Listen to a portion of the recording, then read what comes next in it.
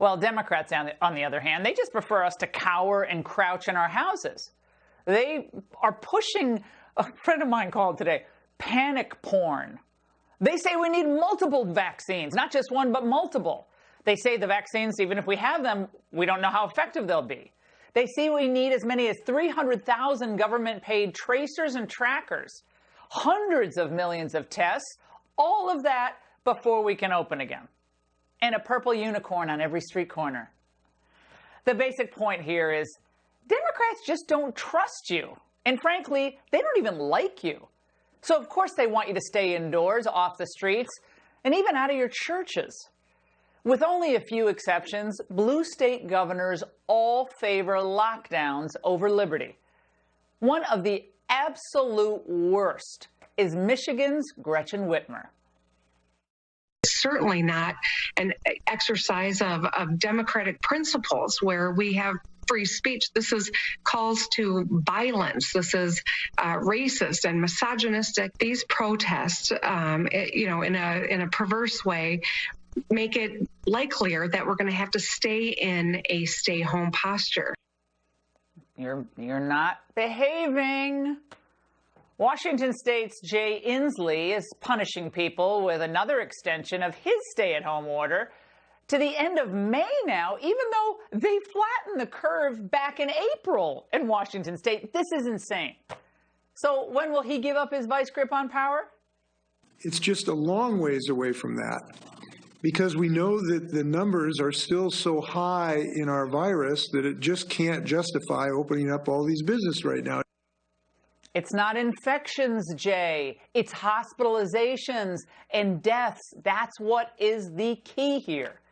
Illinois Governor J.B. Pritzker is escalating his threats against the disobedient. Businesses and individual professionals that are licensed by state agencies will be held accountable for breaching public health orders. Local law enforcement and the Illinois State Police can and will take action. Ooh, big threat for a big man. All right. Well, in Gavin Newsom's California, local officials are slapping already suffering businesses with $1,000 citations and threats for jail time for not complying with everything from mask wearing to social distancing, the way they're handling their businesses, whether the stickers are on the ground.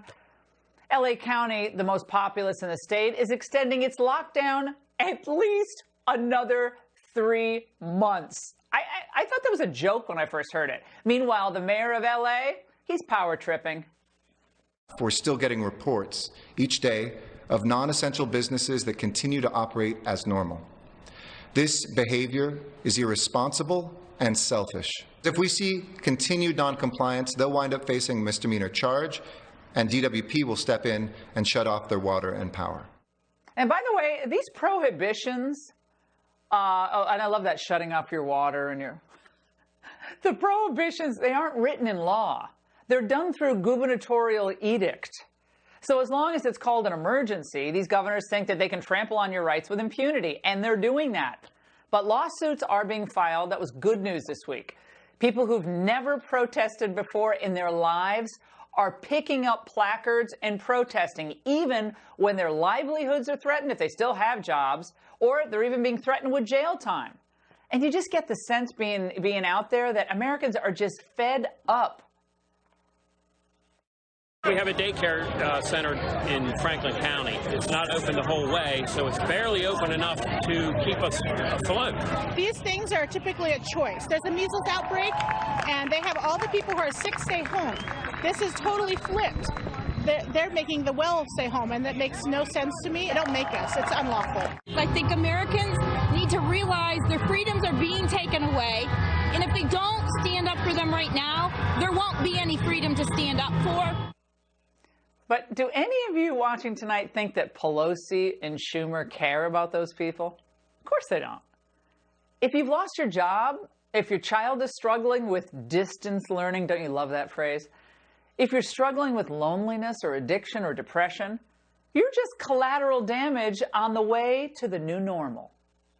All of us are going to be living in a new normal, whether that means wearing a mask, working in shifts. Returning to our new normal with all of what we talked about through all phases. What we have to do is to design a new normal, a way of life to carry us to the other side. Their idea of a new normal, not so much Dr. Birx, by the way, I'm talking about the politicians. But she just got caught up in the lingo. It goes far beyond finding a vaccine or hand washing or covering your sneezes. That's all fine. That's just common sense. The new normal for them is basically everything that Hillary ran on and lost, plus some new radical ideas, from climate change to mass amnesty to guaranteed income and to a massive wealth tax. If the pandemic ends, Democrats lose their leverage, and they know it. That's why every chance they get, their media allies stoke the fears of a weary and worried nation. They want you to be afraid, very afraid. Because when you're afraid, they have more power and they have more authority to tell you how to live your life. And make no mistake, they want this to continue indefinitely. They're playing the only card they have, the fear card. But there are increasing signs in these polls and on the streets that it isn't working. There's traffic again around D.C., Maryland, and Virginia. I notice it today. And in the always lively New Orleans, we're going to hear from Raymond in a moment, restaurants are still shut down, but folks are out and about again. Many, he told me, are just ignoring the mask shamers outside coffee shops. Freedom brigades of ordinary citizens are now activated. Enterprising Americans are making adjustments and innovating smartly. Naturally, NASCAR will be the first national sport to reopen, albeit without fans. West Virginia University's football coach, he announced the fall season is on. The SEC better follow. Talking to you, Alabama. My friends at Cambria in Minnesota put out a video of an old Paul Harvey broadcast today that really seemed apt.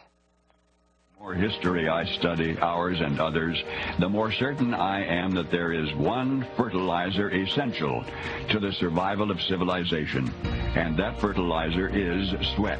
I mean the kind of steamy, streamy, salty sweat that's wrung from a man by hard physical work. Somehow, the sweat, everything thereabouts, grows tall and strong. Any storm.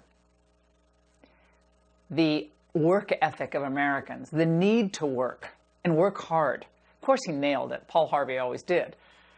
Americans have thrived on the idea that although life is often hard and challenging, you and your family have the freedom to decide how you want to live it.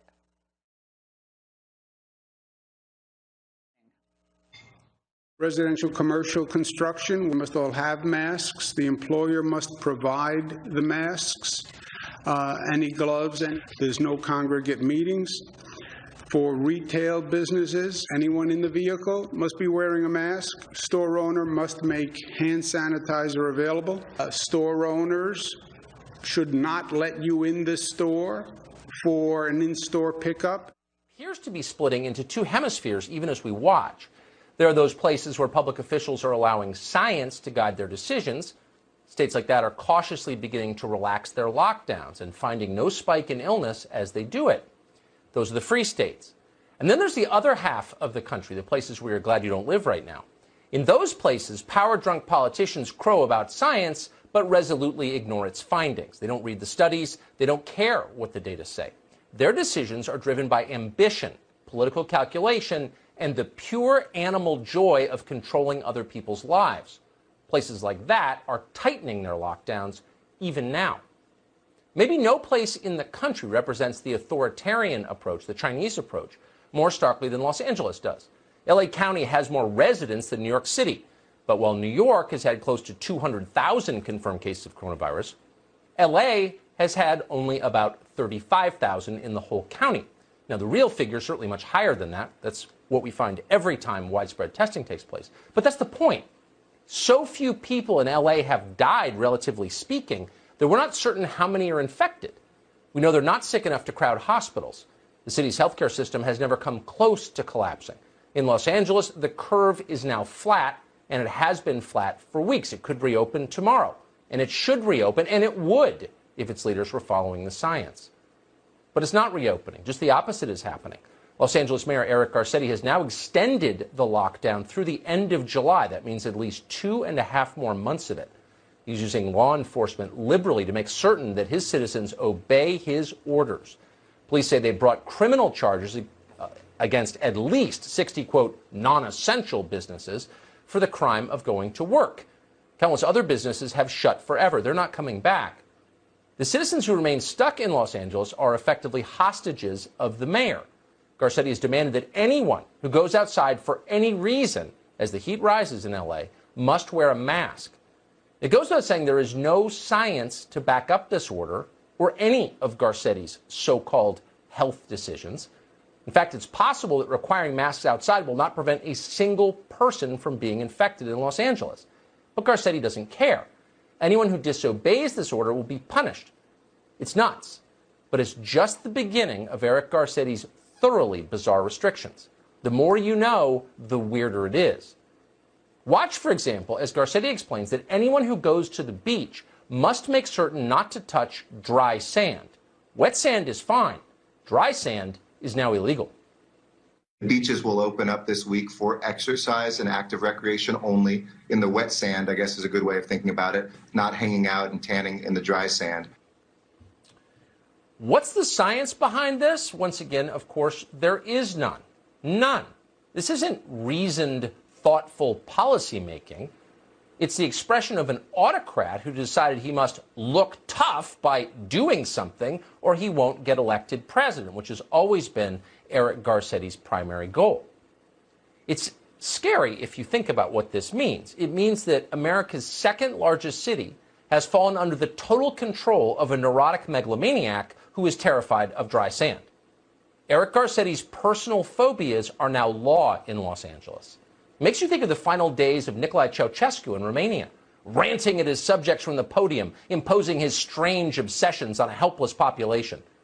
It would not be surprising to learn that Eric Garcetti is a compulsive hand washer with a very strange personal life.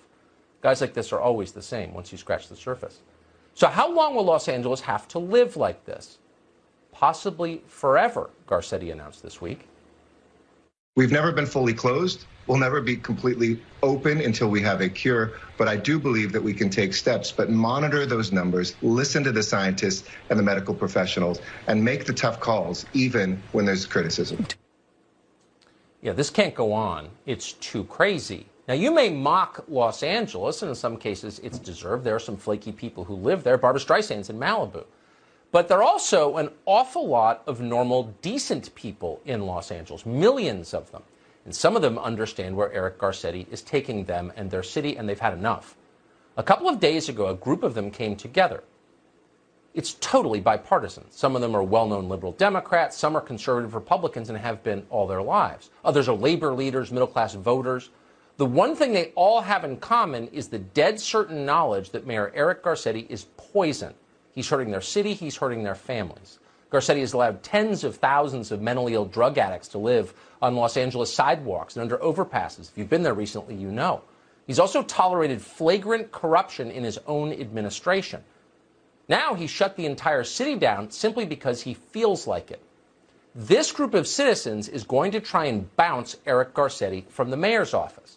And they can. Under California law, politicians can be recalled by voters. You remember that Californians did it to their governor, Gray Davis, 17 years ago. It worked. Now, a recall petition in California requires 330,000 signatures. And that, unfortunately, is where Eric Garcetti has the advantage. Thanks to Garcetti's extended shelter-in-place orders, citizens are not allowed to gather these signatures. So under the guise of public health, Garcetti has stopped his political opponents from opposing him. And he's not the only one. You've seen this happen in many states, Michigan, New Jersey, others. Politicians around the country are doing this. As long as there is no vaccine for the Wuhan coronavirus, they can remain in power unchallenged forever. It's nice for them. They're enjoying it.